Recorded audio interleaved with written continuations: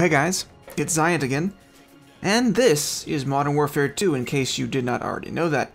And I got on the other night because I wanted to play Modern Warfare 2 because this game, despite being, what, 5 years old now, still draws me, still has something that gets its hooks in me. And I think for the most part, it's the pacing and the fun and the maps and the crazy and the bullshit. There is an awful lot of bullshit in Modern Warfare 2, but you gotta think that there was something done right when they made this game. There's so much crap, there's so much extra stuff, and we make these claims that simple is better, or that, you know, a game doesn't need to be any more or any less than the sum of its parts. Titanfall is a great example of this. COD 4, a great example. These are games that don't need to be any more or any less than they are to be successful. But they're also the kind of games that don't hold attention the way that something like Modern Warfare 2 has. I don't see too many people going back to COD 4, not because it's a bad game and not because they didn't enjoy the hell out of it and still do enjoy the hell out of it. But they don't go back to something like, if they're a Treyarch fan, they don't go back to World at War necessarily, they go back to Black Ops 1, or even Black Ops 2 occasionally. But you don't go back to COD 4 and COD 2 very much. Now the PC crowd's a little different, but the point being is that, again, something with the complexity and the speed of this game is just fantastic. There's so much stuff to do and see and blow up. And it's just, it's a Michael Bay film in video game form, and there's something about that, for whatever reason, gamers, myself included, really enjoy. Now, Titanfall, for its own part, is exceedingly fun, but it's lacking the staying power. I don't see myself playing Titanfall in 5 years, because, well, at that point, Titanfall 2 will be out. And the hope, of course, is that Titanfall 2 will capture that same magic that Modern Warfare 2 did.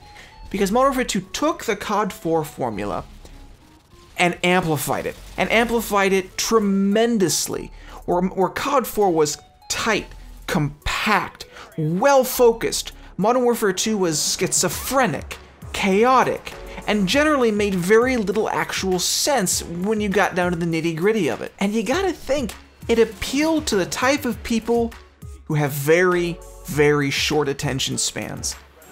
COD 4, I don't think it made the 12-year-old COD player stereotype. Modern Warfare 2 did. Now, that's not to say that kids didn't play COD 4, and that kids still don't go back to COD 4. But all the same, I think it was Modern Warfare 2 that created the rather negative stereotype that it's only children that play Call of Duty, and it's only squeakers who are in the lobbies on Xbox and PlayStation. And it doesn't take long to figure out why. One, short attention spans for young kids and adults who don't want to think too hard. Now, that latter bit of it is probably the better of the two.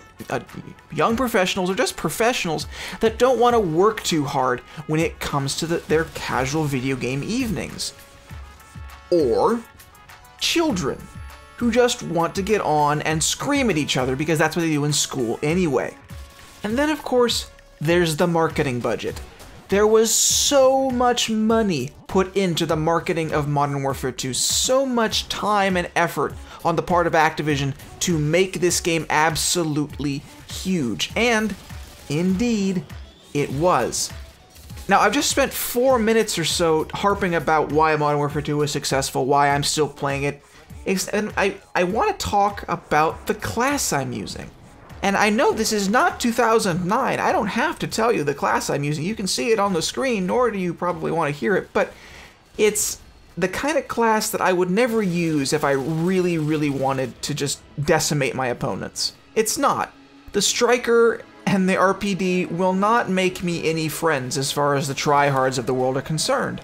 If I were using a UMP, a FAMAS, an M4, a SCAR, any of the assault rifles, any of the good SMGs, especially the UMP, I would be labeled a tryhard, and I would be trying really hard because those would work. Sleight of hand, I love being fast, stopping power because I like killing quickly, and ninja because I like, you know, not being seen or heard by my enemies. But this is the kind of class that's just fun. And I keep going back to this for some reason, because I think because games nowadays, they're just not, they don't have the same fun factor. Titanfall, again, a fantastically fun game, but for very different reasons. It's, even with all the speed that Respawn built into Titanfall, there's still a level of methodicalness, if that's a word to it. You have to think. There's a little bit more time between engagements that you can plan out. Modern Warfare 2 doesn't account for that. It's just run in, shoot everything, explode everything, claymore everything, shotgun everything, run out, die, do it again, call in a helicopter, call in a nuke, just crazy. And that gets me wondering if there's not a market for crazy anymore. Everything in the industry nowadays seems to be really, really cookie cutter, really same, follow the leader. And of course, Call of Duty is not the offender itself, but everyone is the offender of copying Call of Duty. When really, Call of Duty's claim to fame is chaos, is fast, frenetic fun, when you should not be trying to copy something when it's cornered the market. Because innovation is something that needs to happen, and Modern Warfare 2 did that. What Call of Duty since have failed to do is innovate. COD 2, COD 4, MW2. These were games that actually, in the Call of Duty franchise, that actually innovated. COD 4, selectable classes. Customizable, I should say, classes. Kill streaks. Modern Warfare 2, customizable kill streaks. And a huge array of player-controlled kill streaks that gave the player agency when it came to dominating their enemies in battle.